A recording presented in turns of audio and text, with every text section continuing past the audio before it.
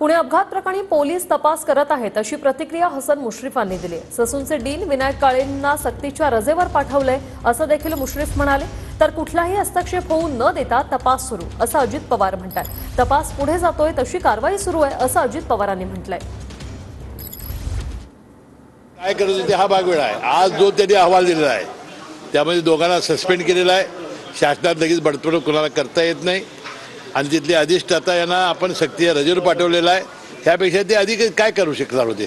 Police तपास करतायत पुण्याचे, त्याप्रमाणे ज्या गोष्टी येतील त्या पुढे येतील।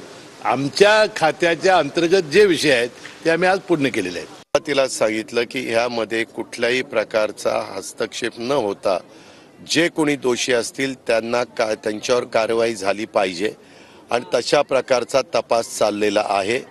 जसा जसा तपास पुढे जातोय, जसं जसं ज्यांचे कुणाची नावं पुढे येत आहेत त्या पद्धतीनं पुढच्या ॲक्शन होत आहेत हे आपण सगळेजण बघताय।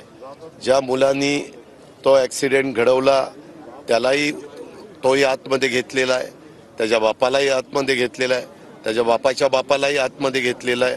आतमध्ये म्हणजे जे कायद्याने नियमाने चौकशी करायची असते त्या सगळ्या संदर्भातली चौकशी चाललेली आहे।